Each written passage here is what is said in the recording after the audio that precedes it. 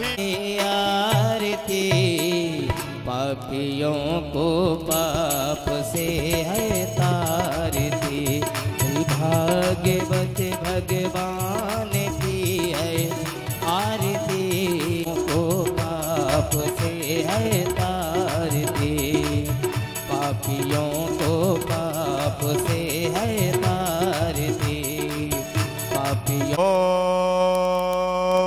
एकदंताय विद्महे वक्रतुंडाय धीमहि तन्नो वासुदेवाय धीमहि तन्नो विष्णु प्रचोदयात्। नानासुगन्धपुष्पाणि अद्वैतं विशदमानसराजहंस प्राणप्रयाण समये कपवात पित्तं वचनं मधुरं चरितं मधुरं, वचनं मधुरं चरितं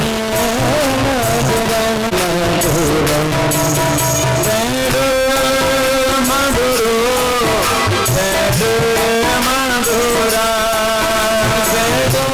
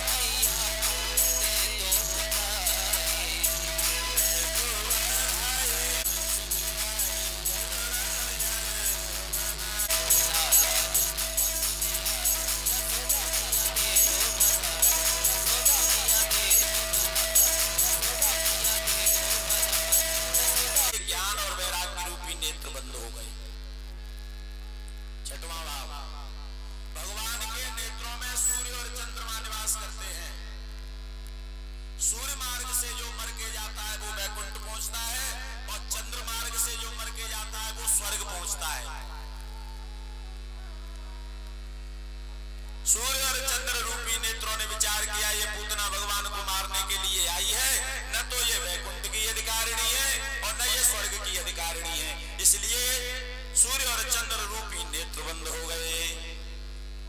विमुख्यता लेते हैं तो कभी छोड़ते नहीं। के महाराज प्राण खींचे, सोई एकदम विकराल राक्षसी का रूप धारण कर लिया, भयंकर रूप धारण करके भागने लगी, प्राणों की रक्षा करने के लिए दौड़ने लगी। और महाराज दौड़, मेरा लाला चोरी करेगो, काहे को चोरी करेगो, कछुआ तो ना जाके घर में माखन हो। 9 लाख गायें नंद बाबा के यहाँ हमेशा रहती हैं, 9 लाख गायें। अब 9 लाख गायें जिसके यहाँ रहती हो, महाराज ब्रजमंडल के लोग और मांग मांग करके छाछ ले जाते हैं, क्या उसके घर का बालक मक्खन की चोरी करेगा? बाबा तुम झूठ बोल रहे हो।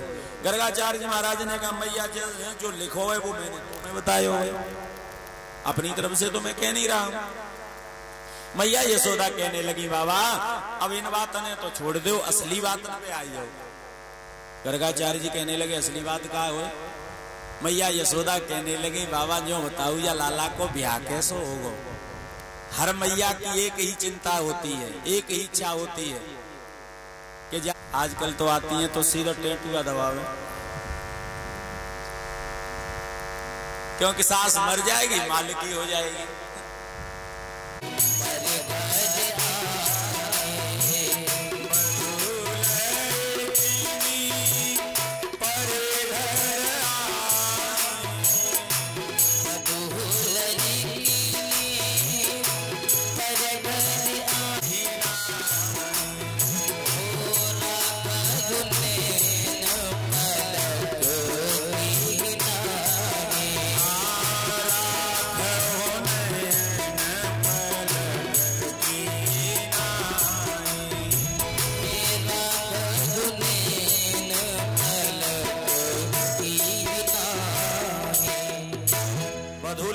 पर घर आई राखो नैन पलक की नाई।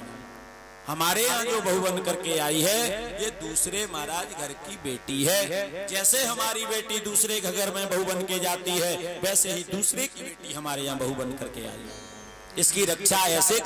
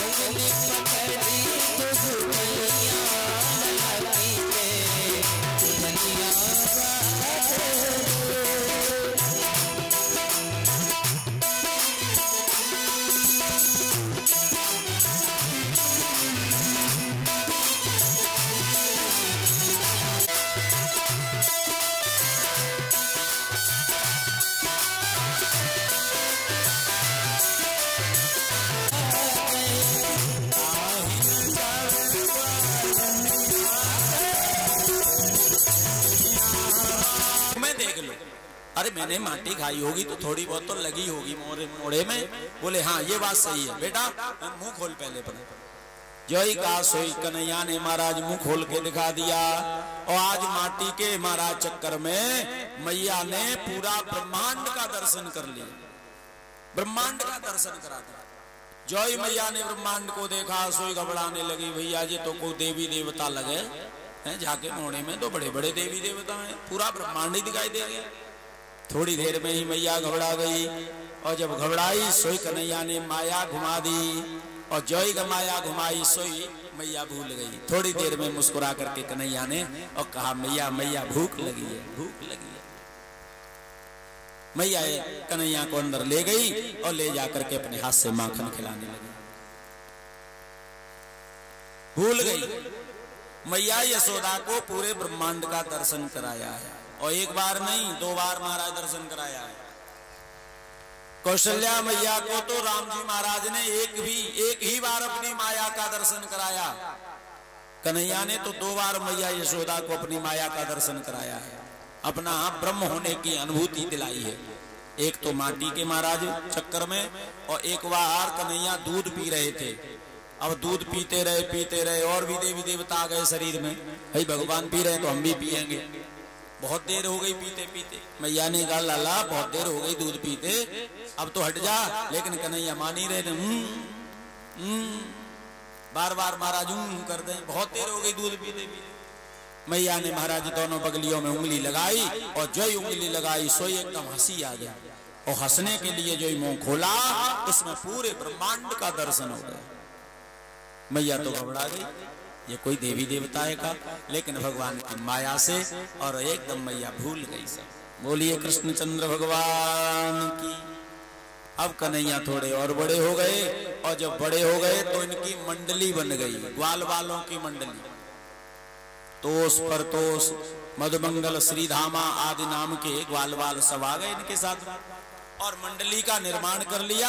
और मंडली बना करके एक दिन मधुमंगल से कहने लगे, मधुमंगल जब हमारो नामकरण करवे गर्गाचार्य जी आए थे तो मैया से कहा था कि माखन की चोरी करेगा, तो जब मेरी कुंडली में ही लिखा है तो क्यों नहीं माखन की चोरी शुरू कर दूं। मधुमंगल कहने लगा, कन्हैया तो को माखन खाए ना मिले। बोले मुझे तो बहुत मिले, तो काय को चोरी करेगा, काय को कर रहा हो चोरी। कन्हैया ने कहा, मुझे तो मक्खन खाने मिलता है लेकिन तुम सबको नहीं मिलता है। माने ब्रजवासी गाय चराते हैं, बछड़े चराते हैं, गाय की सेवा करते हैं, और जो गोपियां हैं वो दूध गर्म करती हैं, औटाती हैं, जमाती हैं, फिर बिलोती हैं, मक्खन निकालती हैं। इतनी मेहनत ब्रजवासी करते हैं मिल करके, लेकिन मक्खन का आनंद नहीं ले पाते, सुख नहीं लेते हैं मक्खन का। मक्खन का सुख कौन लेता है? वो पैसे वाले मथुरा के लोग।